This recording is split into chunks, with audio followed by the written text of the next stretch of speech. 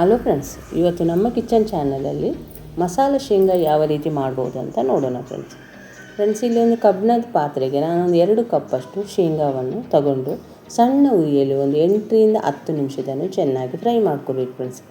ಉರಿ ಮಾತ್ರ ಕಡಿಮೆನೇ ಇಟ್ಕೋಬೇಕು ಫ್ರೆಂಡ್ಸ್. ನಮ್ಮ ಕಿಚನ್ ಚಾನಲ್ಗೆ ಯಾರಾದರೂ ಹೊಸಬರನ್ನು ನೋಡೋದಿದ್ದರೆ ಈ ಚಾನಲನ್ನು ಸಬ್ಸ್ಕ್ರೈಬ್ ಮಾಡ್ಕೊಳ್ಳಿ.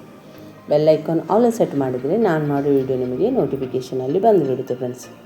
ಸಾಮಾನ್ಯವಾಗಿ ನಾನು ಮಸಾಲ ಶೇಂಗಾವನ್ನು ಬೇರೆ ಒಂದು ವಿಡಿಯೋನ ಆವಾಗಲೇ ಅಪ್ಲೋಡ್ ಮಾಡಿದ್ದೇನೆ ಫ್ರೆಂಡ್ಸ್. ಈಗ ಇದು ಇನ್ನೊಂದು ಮೆಥಡಲ್ಲಿ ಮಸಾಲ ಶೇಂಗಾ ಯಾವ ರೀತಿ ಮಾಡೋದಂತ ನಾನು ನಿಮಗೆ ಈ ವಿಡಿಯೋದಲ್ಲಿ ತೋರಿಸಿದ್ದೇನೆ. ಇಲ್ಲಿ ಮಾತ್ರ ಶೇಂಗಾ ಮಾತ್ರ ಚೆನ್ನಾಗಿ ಫ್ರೈ ಆಗಬೇಕು ಫ್ರೆಂಡ್ಸ್. ಈ ಮಸಾಲ ಶೇಂಗಾವನ್ನು ಸಣ್ಣ ಮಕ್ಕಳಂತೂ ತುಂಬ ಇಷ್ಟಪಟ್ಟು ತಿಂತಾರೆ ಫ್ರೆಂಡ್ಸ್. ಈಗ ಇದು ಎಲ್ಲ ಕಲರ್ ಸ್ವಲ್ಪ ಚೇಂಜ್ ಆಗಿದೆ. ಇಷ್ಟ ಆದರೆ ಸಾಕು ಫ್ರೆಂಡ್ಸ್. ಈಗ ಇದನ್ನು ಗ್ಯಾಸ್ ಆಫ್ ಮಾಡಿ ತಣ್ಣಗಾಗೋದಕ್ಕೆ ಬಿಟ್ಟುಬಿಡೋಣ.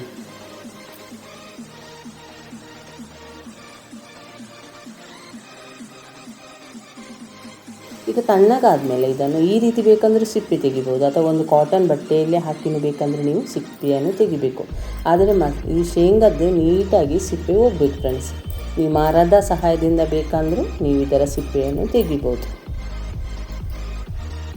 ಇಲ್ಲಿ ಒಂದು ಬಾಣಲೆಯನ್ನು ಇಟ್ಕೊಂಡು 1 ಟೇಬಲ್ ಸ್ಪೂನಷ್ಟು ಎಣ್ಣೆಯನ್ನು ಹಾಕ್ಕೊಂಡಿದ್ದೇನೆ ಫ್ರೆಂಡ್ಸ್. ಎಣ್ಣೆ ಒಂದು ಸ್ವಲ್ಪ ಚೆನ್ನಾಗಿ ಬಿಸಿ ಆದಮೇಲೆ ಅದಕ್ಕೆ 2ರಿಂದ 3 ಎಸಳು ಕರಿಬೇವನ್ನು ಕೂಡ ಇಲ್ಲಿ ಹಾಕ್ಕೊಳ್ತಿದ್ದೇನೆ. ಈ ಕರಿಬೇವು ಎಲೆ ಒಂದು ಸ್ವಲ್ಪ ಕ್ರಿಸ್ಪಿ ಬರೋವರೆಗೆ ನಾವು ಎಣ್ಣೆಯಲ್ಲಿ ಫ್ರೈ ಮಾಡ್ಕೊಳ್ಳೋಣ.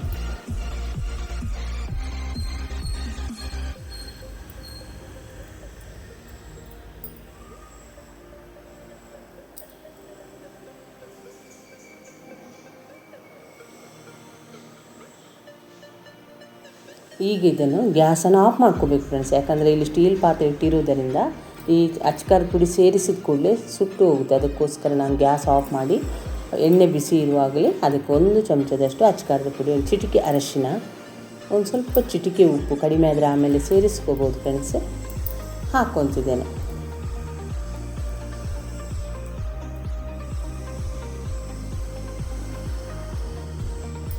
ಮತ್ತೊಂದು ಸ್ವಲ್ಪ ರುಚಿಯಾಗಲಿ ಅಂತ ಇಲ್ಲಿ ಒಂದು ಸ್ವಲ್ಪ ಚಾಟ್ ಮಸಾಲವನ್ನು 1 ಚಿಟಿಕೆ ಸೇರಿಸ್ಕೊತಿದ್ದೇನೆ ಫ್ರೆಂಡ್ಸ್.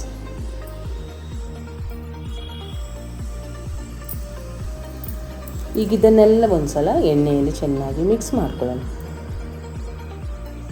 ಇದನ್ನು ಮಾತ್ರ ಗ್ಯಾಸ್ ಆಫ್ ಮಾಡಿನೇ ಮಾಡ್ಕೋಬೇಕು ಫ್ರೆಂಡ್ಸ್.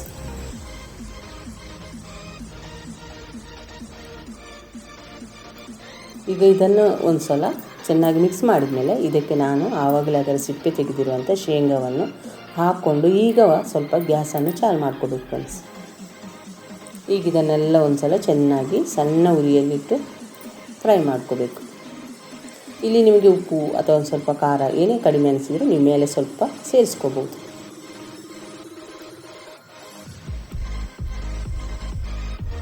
ನಾನಿಲ್ಲಿ ಒಂದು ಸ್ವಲ್ಪ ಉಪ್ಪಿನ ಅಂಶ ಕಡಿಮೆ ಆಗಿದೆ ಅಂತ ಒಂದು ಸ್ವಲ್ಪ ಉಪ್ಪು ಮತ್ತು ಚಿಟಿಕೆ ಚಾಟ್ ಮಸಾಲವನ್ನು ಮೇಲೆ ಸ್ವಲ್ಪ ಹಾಕ್ಕೊಳ್ತಿದ್ದೇನೆ ಫ್ರೆಂಡ್ಸ್. ಈ ರೀತಿ ಮಸಾಲೆ ಶೇಂಗಾವನ್ನು ಮಾಡ್ಕೊಂಡ್ಮೇಲೆ ಫ್ರೆಂಡ್ಸ್ ನೀವು ಇದನ್ನೊಂದು ಏರ್ಟೈಟ್ ಡಬ್ಬದಲ್ಲಿ ಹಾಕಿದರೆ ವಾರಾನುಗಟ್ಟಲೆ ಇಟ್ಟು ಮಕ್ಕಳಿಗೂ ಕೊಡ್ಬೋದು.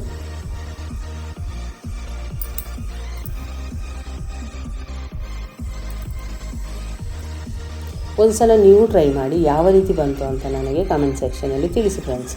ಈ ವಿಡಿಯೋ ಇಷ್ಟ ಆದರೆ ಲೈಕ್ ಮಾಡಿ, ಶೇರ್ ಮಾಡಿ, ಆದಷ್ಟು ನಮ್ಮ ಚಾನಲ್ಗೆ ಸಪೋರ್ಟ್ ಮಾಡಿ ಫ್ರೆಂಡ್ಸ್.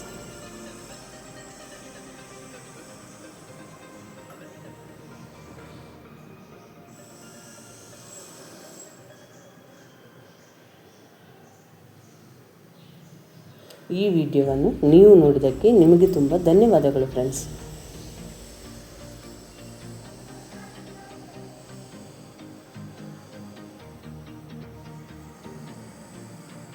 ಈ ರೀತಿ ನೀವು ಮಾಡಿ.